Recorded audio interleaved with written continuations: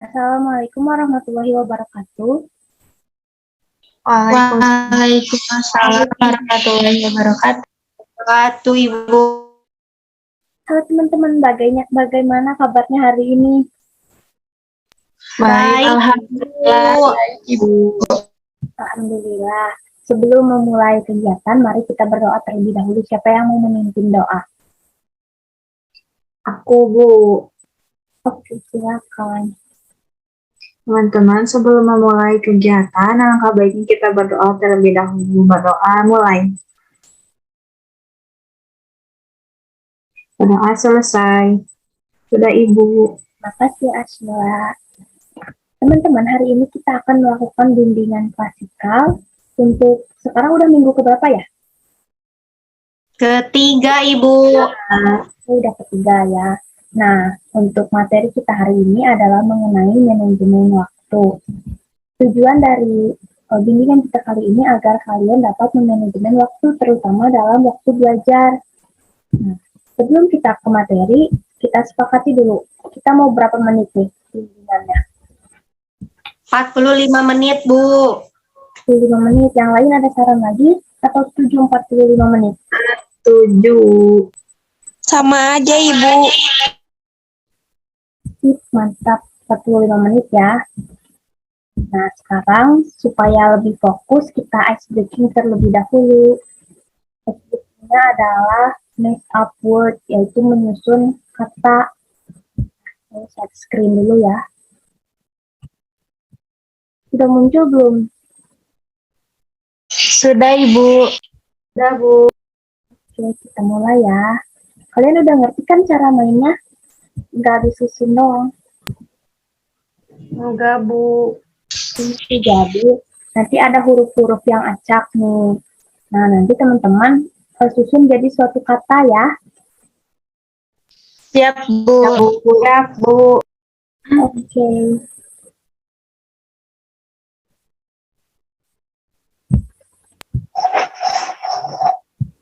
Yang pertama mulai. Ini sudah slide-nya ya? Belum, Bu. Nah, ini yang Sudah, Bu. Buku tulis, Bu. Tulis, Bu. benar banget. Lanjut.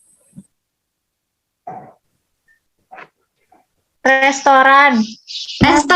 Wah, restoran. Betul. Yang ketiga, Kaos Kaos kaki. Kaos kaki, Bu. kos kaki. Yang keempat, Temperamen, Bu. apartemen. Orang objek ya. Salah. Yang kelima,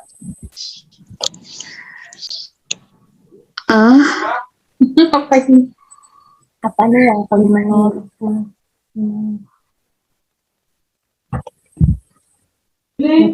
Smartphone, Bu. Kata aku ge bener. Iya, benar. Di sini cuma segini. Teman-teman udah fokus belum? Sudah, Ibu. Allah, sudah, Ibu. Kita lanjut nonton video aja ya, karena berkaitan dengan materi yang akan kita bahas hari ini. Gue punya waktu 24 jam, tapi kok kayaknya masih kurang ya? Nah, apakah lo termasuk orang yang pernah nanya kayak gitu ke diri lo sendiri? Pagi hari mungkin lo memulai dengan mengerjakan tugas. Sayangnya meski udah lama banget dikerjain, pas lo lihat lagi progres tugasnya, ternyata masih stuck ngerjain tugas yang sama seharian. Padahal banyak tugas lain yang harusnya lo selesain hari ini. Kayak misalnya lo harus meeting, lo harus masak, belum lagi lo harus bersih-bersih rumah, dan mungkin nelpon pacar gitu. Belum lagi kalau lo ngerasa semua kegiatan atau tugas itu adalah prioritas yang penting gitu. Dan lo kan cuma punya waktu 24 jam ya buat ngerjain semuanya. Hal ini mungkin bikin lo bingung sama tugas mana yang harus diutamakan dan mana yang bisa dikerjain nanti.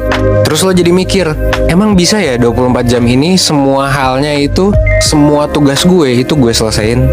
Nah, masalahnya adalah pas kita coba lihat orang lain, misal teman-teman kita lah ya, yang deket-deket aja dulu, kok ternyata mereka bisa ngelakuin banyak hal dan hasilnya tuh bisa maksimal gitu. Kenapa ya mereka bisa jago banget di banyak hal dalam 24 jam? Tapi kenapa kalau kita sendiri susah?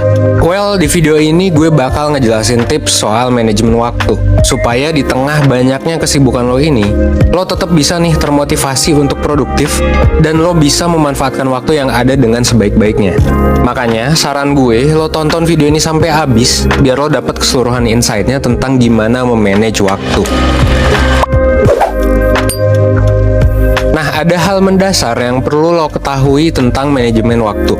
Kunci manajemen waktu yang sukses sebenarnya adalah seberapa kuat motivasi lo buat mengatur waktu supaya lo bisa lebih produktif. Terus gimana nih biar motivasi kita jadi kuat? Well, motivasi yang kuat ya, kalau berdasarkan riset, kalau berdasarkan kajian literatur dari yang tim 1% buat, itu tuh kita harus menguasai 3 skill utama ini. Pertama adalah awareness, kedua adalah arrangement, ketiga adalah adaptation. Nah, apaan tuh maksudnya? Well, di video ini gue mau ngebahas salah satu aja skill yang cukup penting dalam manajemen waktu, yaitu gimana caranya supaya lo bisa nyusun jadwal lo dengan baik setiap harinya.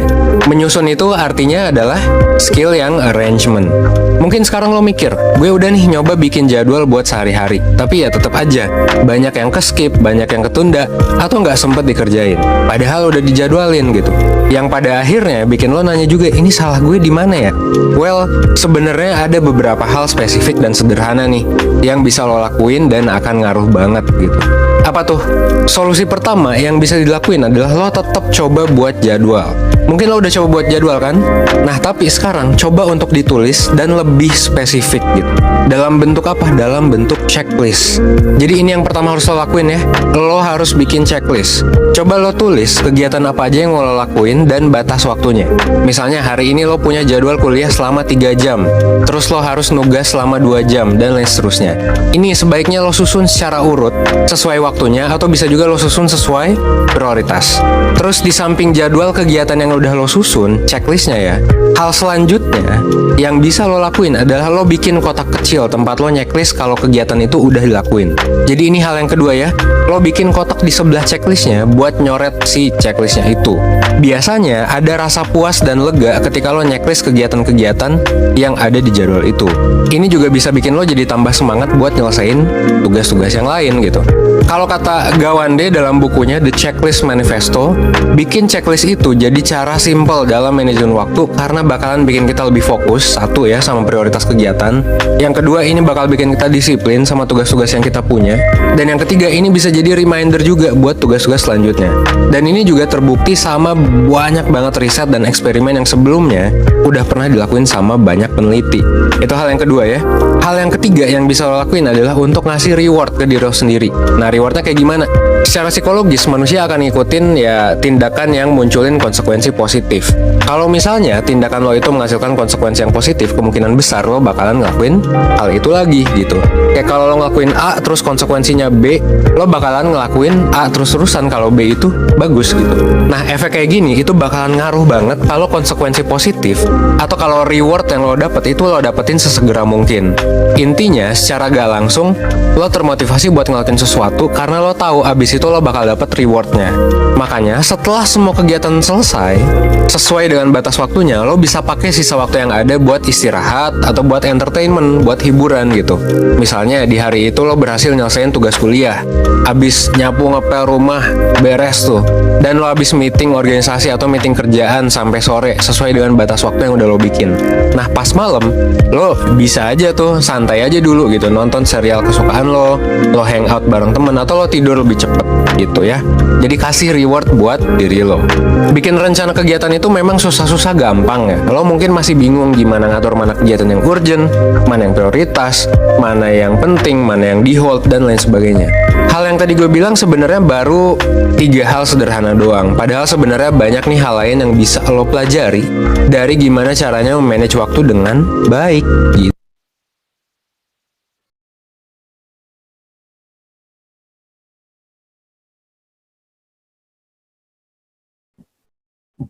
Teman-teman ada yang paham nggak manajemen waktu itu apa?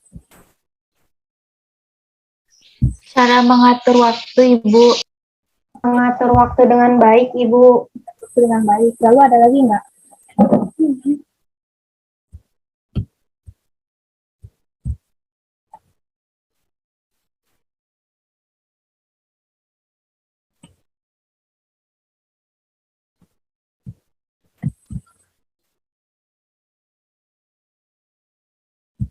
Share screen Ibu muncul nggak? Muncul, Bu. Ada Ibu.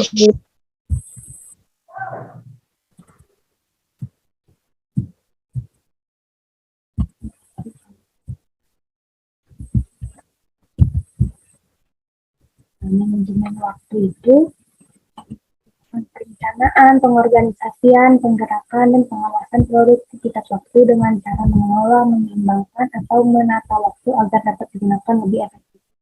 Jadi, manajemen waktu itu nggak berarti kita harus terus-terusan 24 jam belajar, 24 jam bekerja, tapi gimana caranya kita bisa membagi waktu itu agar kita bisa melakukan banyak hal secara efektif, baik itu waktu untuk belajar, waktu untuk bekerja, berkegiatan sosial, maupun waktu bagi diri sendiri untuk bersantai. Itu ya, jadi harus imbang porsinya semuanya, bukan harus terus-terusan itu aja. Nah, gimana caranya? Kita harus bisa merencanakan dulu apa aja yang mau kita lakukan, kayak gitu. Nah, di sini ada beberapa definisi manajemen waktu. Nanti kalian baca aja ya kalau ini. Kemudian ada beberapa hal penting dalam manajemen waktu. Yang pertama ada memiliki tujuan yang jelas agar kita tidak menghambur-hamburkan waktu secara percuma. Kemudian ada fleksibel dan disiplin. Maksudnya, setelah kita membuat suatu rencana atau sebuah daftar yang harus kita kerjakan, pasti ada hal-hal yang mendadak. Nah, gimana caranya kita melakukan hal yang mendadak tersebut, tapi kita juga harus bisa mengganti waktu lain untuk menggantikan sesuatu yang nggak kita kerjain tadi. Kita juga harus disiplin dalam mengatur waktu, kemudian mengutamakan prioritas. Kita harus tahu dulu mana yang lebih penting untuk kita lakukan dan mana yang tidak. Kemudian juga harus fokus dan seimbang. Seperti yang tadi ya, kita harus mempunyai waktu yang seimbang. Kemudian ada berani untuk bilang tidak. Nah, kita harus bisa menolak pada hal-hal yang nggak penting dan jangan menunda-nunda. Lakukan segera apa yang bisa dilakukan. Ini ada beberapa cara untuk manajemen waktu, yaitu membuat daftar kegiatan harian, rencana kegiatan mingguan, menggunakan kalender untuk menandai hal-hal yang penting, serta membuat list tugas. Ada juga tips manajemen waktu belajar. Ini hampir sama ya, yang membuat list tugas, terus memisahkan waktu antara belajar dan mengerjakan tugas. Ada goals and gift, yaitu membuat tujuan, dan jika tujuan itu tercapai, kita bisa memberi reward kepada diri kita sendiri. Kemudian jangan menunda-nunda tugas, memperhatikan deadline agar tidak terlambat, dan mengerjakan hal yang paling mudah agar waktunya cukup. Sampai sini teman-teman ada yang mau ditanyakan?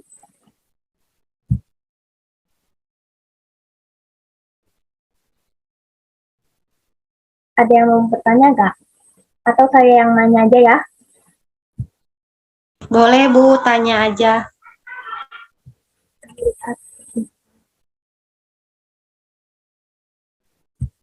Nur Fadilah ada? Nur Fadilah?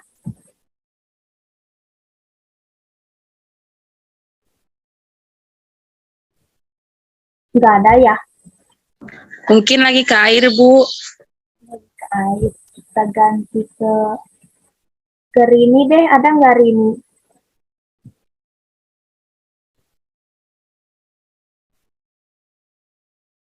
Halo Rini. Nggak ada juga.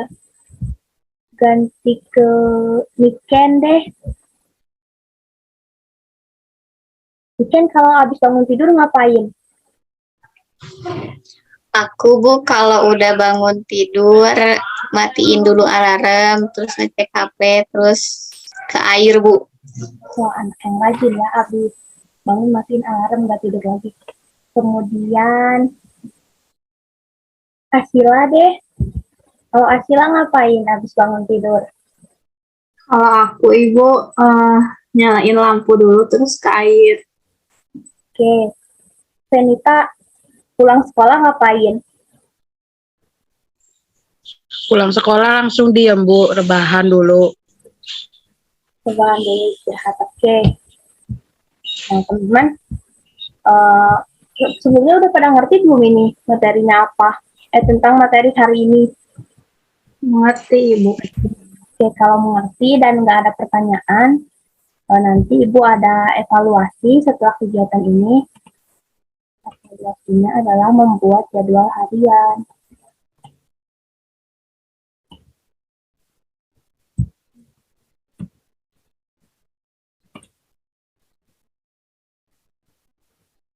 Nah, ini teman-teman, evaluasinya adalah evaluasinya yaitu membuat jadwal harian dan jadwal belajar. Kalian urutkan aja nih dari bangun tidur sampai mau tidur. Nah, itu kegiatan kalian apa aja, terus tulis waktunya juga. Dan pastikan ada jadwal belajar. Untuk jadwal belajarnya, kalian bisa mengurutkan dari tugas-tugas yang paling penting, mana yang harus duluan dikumpulin, kayak gitu ya. Dapat dimengerti? Ya, Ibu. Dapat, Ibu. Nah, buat sekreatif mungkin, contohnya kayak gini, saya yakin kalian bisa bikin lebih bagus. Nah, kalau udah, nanti kumpulin di GC ya. Baik, Ibu. Oke, kayaknya udah cukup kegiatan kita hari ini. Sebelum ditutup, siapa yang mau menyimpulkan kegiatan hari ini?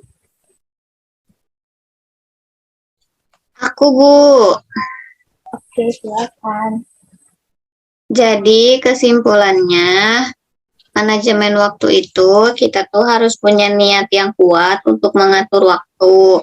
Terus harus menyusun jadwal harian yang tertulis, yang di checklist. Terus tuh harus memotivasi diri untuk melakukan sesuatu, dan setelah melakukan itu kita harus memberikan reward atau apa ya, hadiah setelah melakukan tugasnya, Bu. Jadi semangat.